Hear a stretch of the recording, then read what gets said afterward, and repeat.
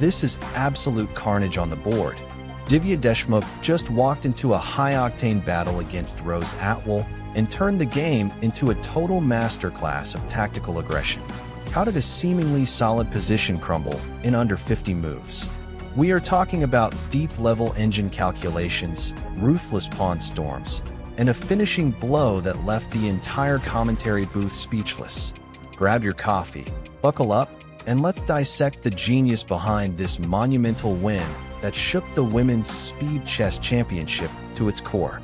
White opens with e4, the most classic response in the book, immediately grabbing the center. But wait, black isn't playing around. The Scandinavian defense follows with e4 d5.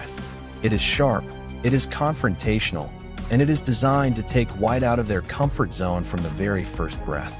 By challenging the center immediately, Divya is signaling that she isn't here for a quiet draw. She is hunting for the full point. White develops the knight f3, keeping things standard, but black responds with bishop g4. This is a subtle but annoying pin. White is now forced to address the pressure on the knight f3. If white doesn't play accurately, the pawn structure around their king might become compromised very early. It is a psychological test. Do you play the solid move, or do you overextend? The tension is already palpable. Castling into safety, or is it? Black immediately responds with queenside castling, setting the stage for a total opposite-side conflict. This is the hallmark of modern, high-stakes chess. We have the queens staring each other down across the board. The position is screaming for a pawn storm. Both players are now locked in a race. Who can reach the enemy king first? The engine evaluation is hovering around dead even, but the complexity is off the charts. White plays d3, a modest move designed to shore up the center, but honestly, it feels a bit passive against black's ambitious h5. By pushing the h-pawn, Divya is already probing for weaknesses in white's kingside structure. She wants to pry open the files before white can even finish their mobilization. It's an aggressive posture that forces white to play with extreme precision or risk being completely run over.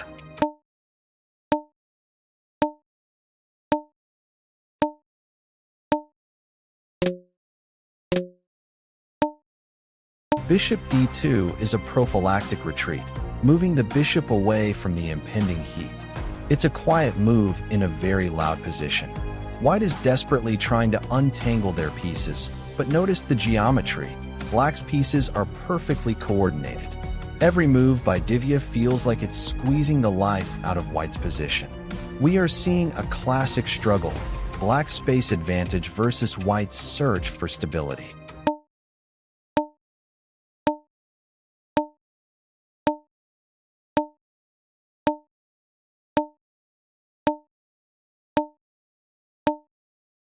Na2, blocking the d-file, but it allows the brutal h3 move. This is where the game starts to tilt. That h-pawn is a thorn in white's side that just won't go away. White is forced to accept the structural damage because, if they don't, the pressure becomes suffocating. At this level, giving up the integrity of your king's defense for a temporary consolidation is a dangerous game to play. g4 is a desperate attempt to shut down the king's side, but it's a double-edged sword. It creates major dark square weaknesses. Look at the squares around the white king. They are crying out for attention. Divya doesn't hesitate. She focuses her queen on the g6 square, turning the heat up to an 11. White is essentially suffocating themselves with their own pawn pushes. It is a textbook example of how not to handle an aggressive opponent.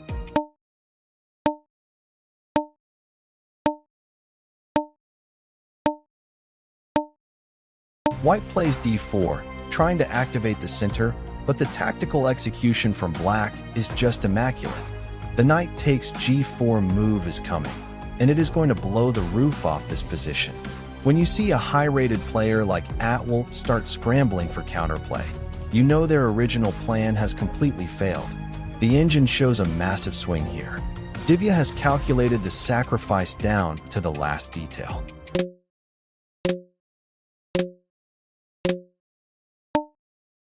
Knight takes h3, grabbing a pawn, but at what cost? White is opening up lines that should have remained closed. Queen takes d5 check is the hammer dropping. Look at the coordination between the queen and the rooks. White is forced to trade down, but trading in a losing position just accelerates the inevitable. This is how a grandmaster converts an advantage, by removing the opponent's defensive resources one by one.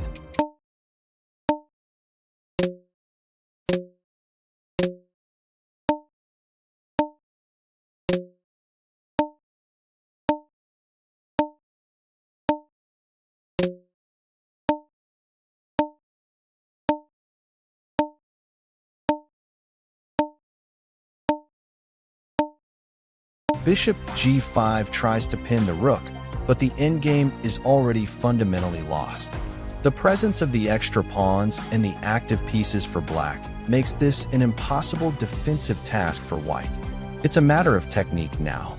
Divya doesn't panic. She keeps the pressure on, moves her pieces into dominant outposts, and leaves white with no moves that don't lose material.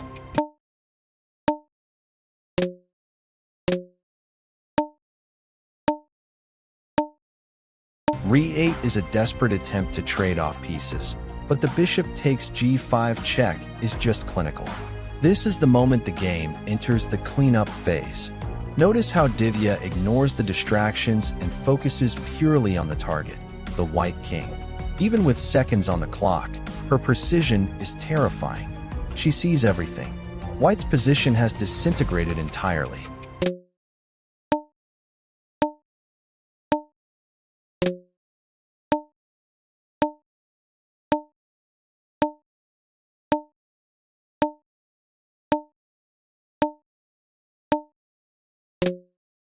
Rook takes f4, and the final nail in the coffin. Bishop takes d2. With the white rook gone and the king stranded, there is absolutely no resistance left. A brilliant, dominant victory from Divya Deshmukh. She dictated the pace from start to finish, exploited every structural weakness, and finished with a flourish. This is what world-class chess is all about: unrelenting pressure and cold-blooded calculation. Make sure to hit that like button and subscribe to Chess 64 Elite Academy right now for more elite chess content.